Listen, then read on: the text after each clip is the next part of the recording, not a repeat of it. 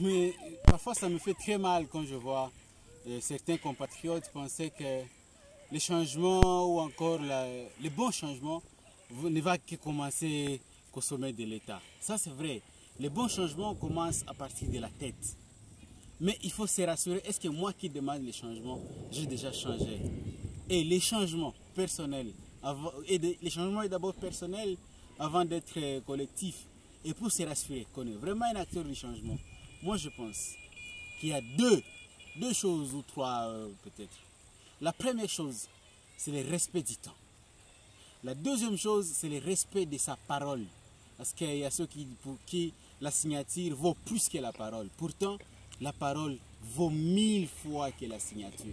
Et si on n'est pas capable de respecter sa parole, c'est très difficile qu'on soit les donneurs de leçons, que d'autres personnes puissent respecter, puissent changer. Et même parfois, il y a ceux qui croient que c'est seulement politique, ça ne marche pas. Même dans les ONG, un acteur humanitaire, un acteur économique dans les business, est détourné. Ils sont des voleurs, mais ils peuvent être même en train de boire à cause de l'argent volé, mais ils vont dire non, ces gens n'ont pas changé, ils ont détourné. Mais est-ce que toi-même, tu n'as pas détourné? Il n'y a pas de bons détourneurs et de mauvais détourneurs ou de grands et de petits.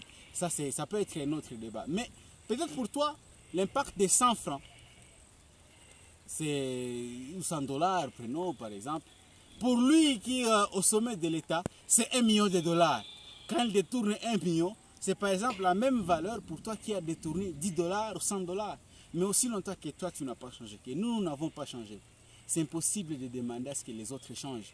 Les changements commencent par nous. Et ce n'est pas de la théorie. Quand on respecte les temps, quand on respecte sa parole, ça, ce sont les vrais débuts du changement. Au lieu d'être juste des donneurs de leçons qui ne savent même pas respecter leurs paroles, qui ne savent même pas respecter les temps et qui vont demander à ce que d'autres personnes puissent respecter d'autres choses. Et le respect de ces choses commence par nous. Mais si tu ne respectes pas ton temps, respecte au moins le temps des autres. Et c'est ça le début du changement. Mais si on pense que non, mais il faut que ça change, ça ne marche pas dans nos têtes, ou soit ça marche dans notre tête. Voilà.